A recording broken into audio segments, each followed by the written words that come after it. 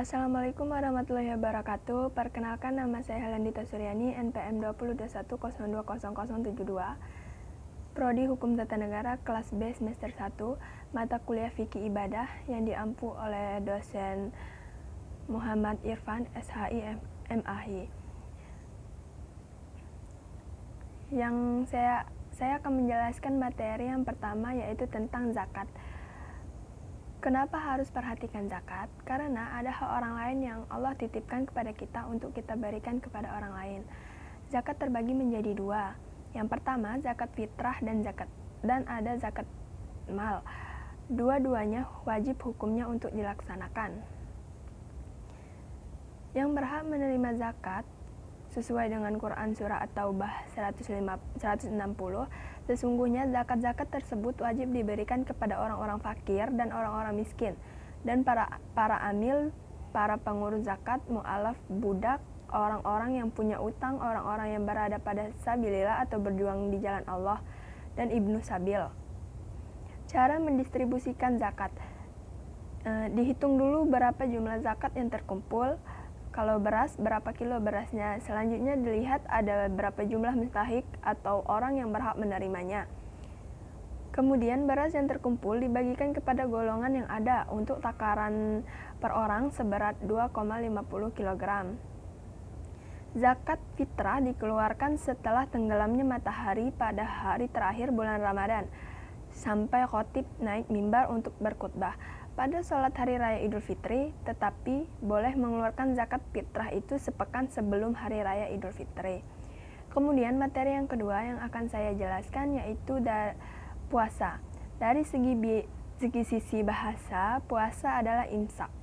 Penahan yang biasa dipahami yang disebut dengan imsak itu adalah batas akhir atau 10 menit menjelang azan subuh.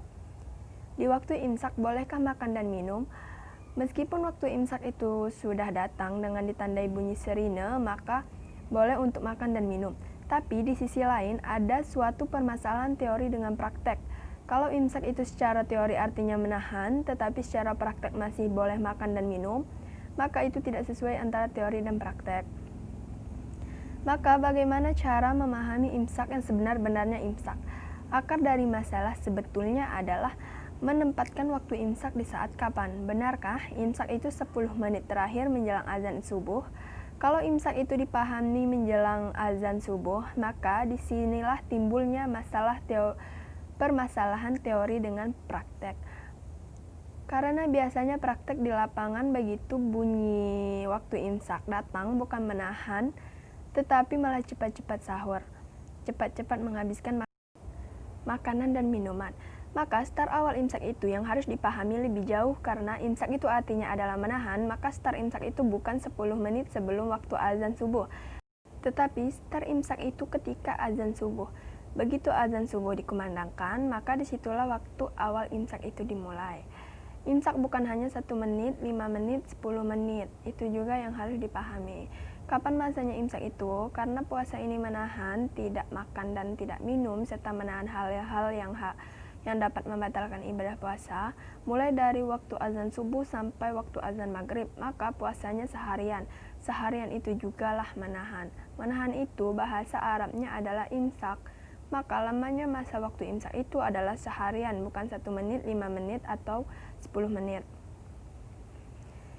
Karena waktu imsak itu seharian, kumandang imsak itu akan lebih efektif juga kalau dikumandangkan waktu zuhur, tetapi tidak populer di masyarakat kita. Padahal lebih tepat juga kalau waktu imsak itu dikumandangkan sebelum dan sesudah waktu zuhur. Kenapa demikian? Karena sudah banyak waktu yang dilewati, maka zuhur berada di waktu tengah-tengah. Karena di waktu tengah-tengah tersebutlah banyak yang rawan untuk berbuka puasa. Maka perlu ada yang mengingatkan untuk mengingatkan, maka diperlukan untuk dikumandangkan imsak, artinya tahan, jangan sampai berbuka. Maka dilihat dari fungsi kumandang imsak itu sendiri adalah hati-hati dalam menjalankan ibadah puasa. Kemudian materi yang selanjutnya yaitu wudhu. Pengertian wudhu. Secara bahasa, wudhu berasal dari kata wudhu, artinya adalah bersih, baik atau murni.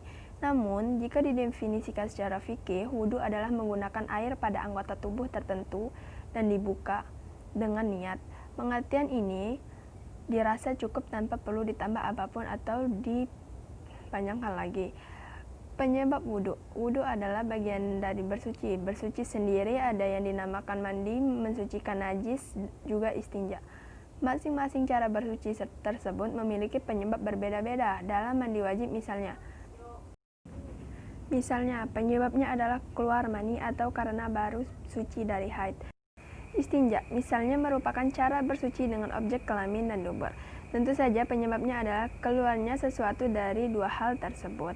Hal-hal yang termasuk hadas kecil adalah ada sesuatu yang keluar dari alat kelamin atau dubur, bisa berupa air, bisa berupa kotoran, bisa berupa darah, atau sesuatu yang tidak lumrah berupa batu atau biji-bijian yang pernah dimakan dan tidak tercerna dengan baik. Tidur dengan tidak menempelkan dubur ke alas duduk. Tidur yang dimaksud di sini adalah tidur yang sebenarnya, bukan mengantuk. Tidur dan mengantuk biasa dibedakan dengan mimpi. Tidur ditandai dengan mimpi. Mengantuk biasanya masih bisa mendengar perkataan orang-orang sekitar. Penyebabnya bukan karena tidur, melainkan karena mabuk, sakit gila, pingsan, atau hal-hal lain semacamnya. Kemudian bersentuhan kulit antara lelaki dan perempuan yang bukan muhrim, karena tidak ada halangan apapun antara dua kulit tersebut. Pengecualian dari kulit adalah rambut, kuku, dan gigi. Maka jika ada orang lelaki menyentuh rambut, kuku, atau gigi seorang perempuan, wudhunya tidak akan batal. Selanjutnya, menyentuh alat kelamin manusia menggunakan bagian dalam telapak tangan. Tidak terkecuali apakah kelamin yang disentuh adalah miliknya sendiri atau milik orang lain. Wudhu tetap batal. Terakhir, menyentuh bibir anus.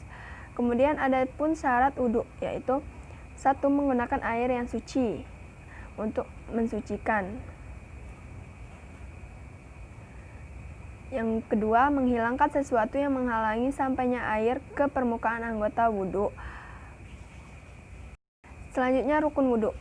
Bilangan seluruh rukun wudhu adalah 6. 6 tersebut akan dijelaskan sebagai berikut. 1. Niat bersama basuhan pertama. Niat wudhu tidak perlu diucapkan, namun tidak masalah kalau memang diucapkan.